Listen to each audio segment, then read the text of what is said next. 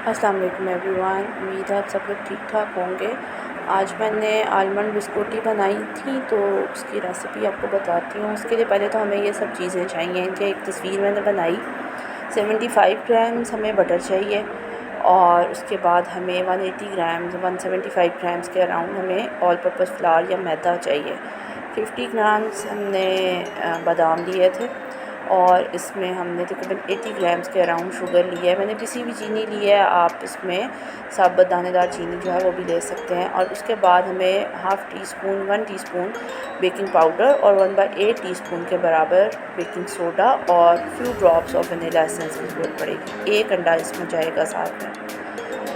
अच्छा, तो बनाना इसको बहुत आसान है। सबसे पहले आपने जो बटर है, मेरे पास ये जमा हुआ था तो इसलिए मैंने इसको छोटे छोटे पीसेस कर लिए और मक्खन और चीनी को आपने इकट्ठे अच्छी तरीके से फेंट लेना है।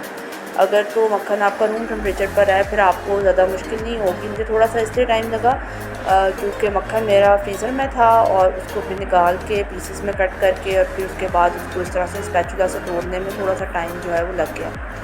बहरहाल जब मक्खन और चीनी अच्छे से इनकॉर्पोरेट हो जाते हैं तो फिर उसके बाद हम इसमें एक अंडा जो है वो शामिल करते हैं और फिर उसको उसके साथ फेंटते हैं। अच्छा, अब मैं ये बताऊं कि जो बिस्कुटीज़ होती हैं ये बेसिकली डबल बेकिंग वाले बिस्किट्स होते हैं, यानी कि इनको हम एक बार पहले बेक करते हैं और फिर उनको स्लाइसेस में कट करते हैं और फिर उनको दोबारा से रीबेक करते हैं।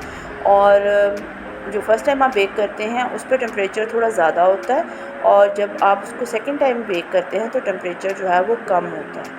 तो बस ये डिफ़रेंस है इनमें और टिपिकल रेगुलर बिस्किट्स में। लेकिन ये बहुत अच्छा फ्लेवर इनका आता है, बहुत बहुत मज़े के बनते हैं, एज़ वेल एज़ हेल्दी भी हैं बच्चों के लिए।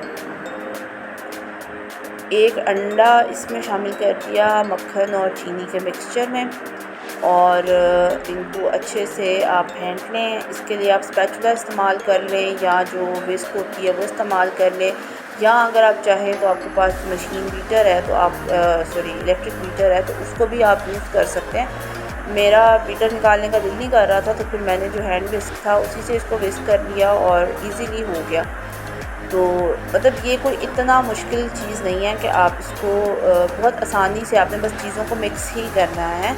और बटर, चीनी और अंडा, फ़िलहाल हमने ये 3 चीज़ें मिक्स की हैं। अब ये हमारे पास 180 ग्राम 175 ग्राम्स के अराउंड मैदा है तो इसमें हम 1 टीस्पून जितना बेकिंग पाउडर डालेंगे और 1/8 टीस्पून हम इसमें बेकिंग सोडा डालेंगे। तो मेरे पास जो सबसे स्मॉलेस्ट स्पून है वो 1/4 टीस्पून है, तो मैं 1/4 टीस्पून का भी आधा जो है यानी 1/8 टीस्पून इस तरह से करके इसमें डालूँगी। और उसके बाद फिर इसमें हमने वनीला एसेंस जो है वो मक्खन वाले मिक्सचर में थोड़ा सा शामिल कर दिया था, तकरीबन ये हाफ़ टीस्पून के बराबर होगा। तो आप चाहें तो इसमें वनीला एसेंस की थोड़ी ज़्यादा अमाउंट भी डाल सकते हैं, डिपेंड करता है आपको, या आप कोई और एसेंस भी डाल सकते हैं। कुछ लोग इसमें लेमन एसेंस डालते हैं, एज़ वेल एज़ इसमें लेमन का जो छिलके होते हैं उनको क्रश करके वो भी डाल देते हैं, या यही चीज़ जो है वो माल्टे या किन्नू के छिलकों के साथ भी कर सकते हैं। आपको जिस तरह का फ्लेवर पसंद है आप वो फ्लेवर इसमें ऐड कर सकते हैं। अब यहाँ पे मैदा डाल के सारा हमने इसको अच्छे से मिक्स करना है और यहाँ पर आप इसको थोड़ा सा केयरफुली मिक्स करेंगे क्योंकि स्टार्ट में मैदा जो है वो क्योंकि मक्खन और चीनी के साथ क्रम्बल नहीं हो रहा होता, तो अगर आप उसको केयरफुली नहीं करेंगे तो सारा मैदा जो है वो आपके काउंटर पे डस्ट हो जाएगा। तो इसलिए इसको आप आराम आराम से हाथ की मदद से चलाते हुए चम्मच इसको मिक्स करते जाएं और वंस सारा मैदा जो है वो एक दफ़ा कोट हो जाए तो फिर उसके बाद आप इसमें बादाम डाल सकते हैं। अच्छा, मैंने क्योंकि बिस्कुटीज़ मैंने बहुत अरसे बाद बनाई थी, मैंने तो तकरीबन 3 साल के बाद इनको दोबारा बनाया, तो कई चीज़ें थी जो मैं मिस कर गई। जैसे कि मुझे याद अब आ रहा था कि मैंने जब फ़र्स्ट टाइम बनाई थी या उसके बाद ही मैंने 2-3 बार बनाई तो तब मैं बादाम हमेशा काट के डालती थी। तो बादाम मैंने साबुत डाले तो उसकी वजह से बाद में जब मैंने कटिंग की तो मुझे थोड़ी प्रॉब्लम आ रही थी।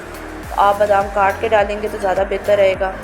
बहरहाल इसके बाद हमने इस तरीके से इस सारे मिक्सचर की 2 लोफ्स बना लेनी है और उन दोनों लोफ्स को, अगर आपके पास बड़ी बड़ी बेकिंग डिश है तो आप उसमें दोनों को साइड बाय साइड रख के बेक कर लें। मेरे पास क्योंकि मेरी बेकिंग डिश इतनी बड़ी नहीं थी, एज़ वेल एज़ मेरा पतीला जिसमें मैंने बेक करना वो भी थोड़ा छोटा है, तो इसलिए फिर मैंने एक पहले बेक की और एक दूसरी जो थी वो बाद में बेक की। और फर्स्ट टाइम जब आप बेक करते हैं तो ये देखिए ये इस तरीके से इसके ऊपर गोल्डन कलर आता है, दूसरी साइड से भी ये पक गई है। अब क्या है कि इसको हम वायर रैक पे थोड़ी देर के लिए ठंडा होने के लिए रख देंगे, तकरीबन 20 मिनट के लिए हमने इसको छोड़ देना है इस तरह से। और ये बहुत इंपॉर्टेंट है, अगर आप इसको नहीं करेंगे तो जब आप इसको काटेंगे तो फिर ये टुकड़ों में बिखर जाएगी। अब ये देखें, ये मैंने अगेन वही चीज़ कि जब आप प्रैक्टिस आउट ऑफ प्रैक्टिस हो जाते हैं, तो जब मैंने इनके स्लाइसेस किए तो कुछ स्लाइसेस उनसे टूट भी गए थे। बहरहाल इनको मैंने दोबारा से डिश में डाल के और इनको बेक होने के लिए दोबारा रखा, और सेकंड टाइम जब बेक किया तो फिर ये देखें ये इस तरीके से बेक होके निकलते हैं। इतने अच्छा इनका कलर था और इतनी अच्छी खुशबू थी इनकी। और ये एक एडिशनल चीज़ है, बच्चों ने फरमाइश की थी कि इसके ऊपर चॉकलेट लगा दें, तो फिर मैंने चॉकलेट जो थी वो थोड़ी सी पाइपिंग बैग में मेल्ट करके चॉकलेट डाली, और उधर से फिर मैंने इसको इस तरीके से बस इनकी फजूल सी डेकोरेशन हुई है। इतनी अच्छी डेकोरेशन नहीं हुई क्योंकि एक्चुअली इस टाइम मैं बहुत थक गई थी, और जब आप थक जाते हैं फिर आपसे काम जो है वो अच्छे से होता नहीं है।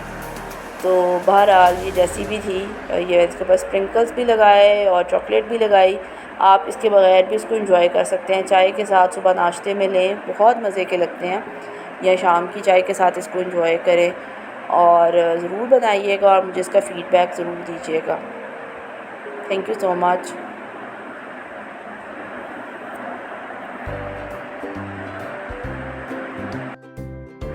और हाँ, अगर आपको ये वीडियो अच्छी लगे तो प्लीज़ मेरे चैनल को लाइक करें, शेयर करें, सब्सक्राइब करें। Thank you.